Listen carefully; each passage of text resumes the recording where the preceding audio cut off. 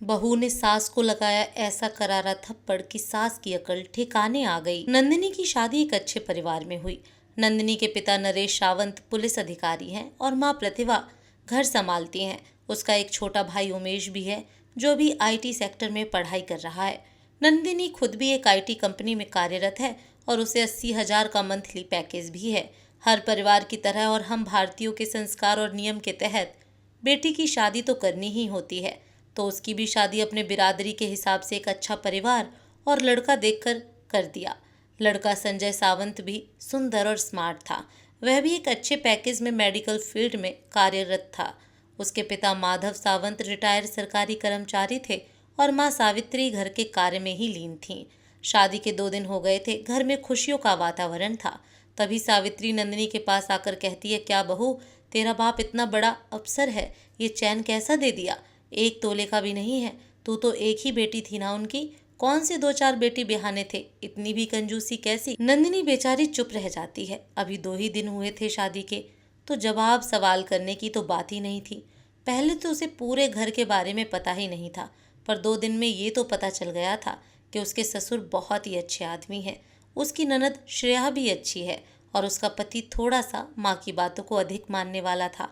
हाँ, सासू जी थोड़ा विचित्र स्वभाव की थीं, जिसका उदाहरण अभी अभी उन्होंने प्रस्तुत किया था। नंदिनी सभी बातों को एडजस्ट करते हुए घर की गाड़ी को धीरे धीरे पटरी पर लाने की कोशिश कर रही थी। उसने कभी अपने माता पिता को भी यह नहीं बताया कि सासू माँ उसके साथ कैसा व्यवहार करती हैं। एक दिन उसकी सास उससे बहस करने लगती हैं कि तेरा बाप एक नंबर का कंजूस है, हमें बेवकूफ़ बना दिया, कुछ भी नहीं दिया। नंदिनी से रहा नहीं जाता है, तो वह भी पहली बार जवाब देती है, मम्मी जी आपको क्या चाहिए? मेरे पापा ने आपको मेरे जैसी कमाने वाली बहू दी है जो हर महीने 80,000 रुपये कमाती है, और क्या चाहती हो वह अपना घर बेच के आपको दे देते। सावित्री को उसका जवाब देना बहुत बुरा लगता है। वह उसे उल्टा सीधा बोलती हैं। नंदिनी को बहुत बुरा लगता है, पर वह चुप हो जाती है। उसके ससुर यह सुनकर उसके पास आकर कहते हैं, बहू, इसके मुंह मत लगना, ये बहुत ही दुष्ट है। इसने मुझे भी कभी चैन की रोटी नहीं खाने दी, अब ये तेरे पीछे पड़ी है। श्रेया कहती है, मम्मी तो अपने मायके जाती है तो बेचारी सीधी सादी मामी को भी बहुत सताती है। लोग तो डर के मारे कुछ नहीं बोलते हैं। कौन पानी में रहकर मगरमच्छ से बैर ले? घर में रहना है इसलिए कोई कुछ नहीं बोलता उनसे। नंदिनी बेचारी परेशान हो जाती है। खाना बनाते समय उसकी सासू माँ आकर खड़ी हो जाती थी और हर बात पर रोक टोक करती। तेल बहुत डालती है, तेरा बाप ला कर देता है क्या? मसाला बहुत डाल। हर बात पर ताने मारना तो जैसे जन्म सिद्ध अधिकार था। नंदिनी बेचारी सब कुछ सुन लेती थी। एक दिन तो हद हो गई। वह सुबह नाश्ता बनाकर सासू माँ को देती है, साथ ही सभी को देती है, और उसे ड्यूटी में देर हो रही थी तो वह तैयार होकर ऑफिस जाने लगती है। तो उसकी सासू माँ नाश्ते का प्लेट उसके ऊपर फेंक कर कहती हैं, ये क्या नाश्ता बनाया है? ना नमक का पता है ना कोई टेस्ट है, सिर्फ तेल भर के रख दिया है। जबकि वही नाश्ता सभी लोग बड़े चाव से खा रहे थे। उसके ससुर बोलते भी हैं कि क्या प्रॉब्लम है, बढ़िया तो है। सावित्री उनको भी 4 बात सुना देती है, हाँ हाँ मैं ही बुरी हूँ, इतनी अच्छी बहू है तो रहो तुम लोग, मैं अपने मायके चली जाती हूँ। ये कलमुही पता नहीं क्या चाहती है, इस घर में आग लगवा कर मानेगी। नंदिनी बेचारी रोते हुए जाकर अपने कपड़े बदलती है। उसका पति संजय तो माँ के सामने कुछ बोलता है नहीं, उल्टा माँ के ही तरफदारी करता था। नंदिनी को पहले ही लेट हो गया था, अब और भी लेट हो गया था। वह बिना कुछ खाए पिए ऑफिस चली जाती है। श्रेया सावित्री से कहती है, मम्मी आप भाभी के पीछे क्यों पड़ी रहती हो? वो बेचारी नौकरी भी करती है और जितना हो सकता है घर का काम भी करती है। और क्या कमी की थी उसके पिता ने? सब कुछ तो दिया, और सबसे बड़ी बात तो इतनी अच्छी बहू दी है आपको, उसकी इज्जत करनी चाहिए। सावित्री उसे गालियां देने लगती है। नंदिनी ऑफिस में बैठे बैठे सोचती है कि वह अपने पिता को सब बातें बता दे, पर इससे उन लोगों को टेंशन हो जाती। वह समझ ना पा रही थी कि इस मुसीबत से छुटकारा कैसे पाए।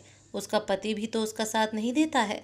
शाम को नंदिनी घर में आती है और कपड़े बदल कर अपने लिए चाय बनाकर लाती है और चाय पीने लगती है। उसके सर दर्द हो रहा था। ससुर जी और ननद मार्केट सामान लाने गए। मार्केट का काम वही दोनों करते थे। सावित्री उसी समय संजय के साथ घर में आती हैं। वह भी कुछ खरीदारी करने मार्केट गई थी। वह अंदर घुसते ही नंदिनी को बैठे चाय पीते देख आग बबूला हो जाती हैं और कहती हैं, हरामखोर, अपने अकेले के लिए चाय बना लाई, हमारे लिए तेरा बाप बनाएगा क्या? नंदिनी कहती है, हर बात में बाप का नाम मत लाया करिए। सावित्री बेटे से कहती है, देखा कैसे जवान लड़ा रही है, आज इसका दिमाग ठिकाने लगाती हूँ।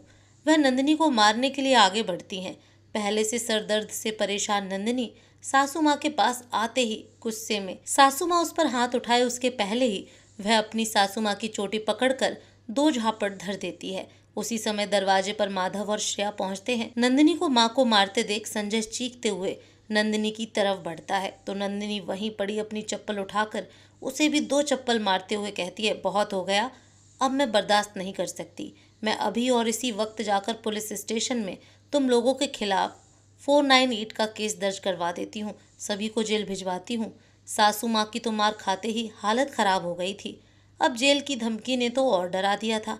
वह ये भी समझती थी कि अगर उसका बाप चाहेगा तो उन्हें कई साल जेल में कटवा सकता है। उसका पति भी घबरा कर कमरे में जाता है और सास भी रोते हुए कमरे में जाती हैं। उनके जाने के बाद माधव और श्रेया अंदर आते हैं। नंदिनी अभी तक स्तब्ध खड़ी थी कि उसने यह सब कैसे कर दिया। उसके ससुर उसकी पीठ थपथपाते हुए कहते हैं, वाह बेटी, जो मैं कई बरसों में नहीं कर पाया वह तूने एक झटके में कर दिखाया। दूसरे दिन से सुबह सुबह सासू माँ चाय बनाती हुई दिखाई दी और उससे ढंग से बात करने लगी।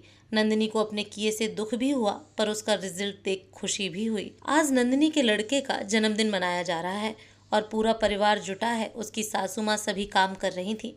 उस दिन के बाद से उनका और संजय का व्यवहार ही बदल गया था। नंदिनी को और क्या चाहिए था, वह बहुत खुश थी और साथ ही उसके ससुर और ननद भी बहुत खुश थे।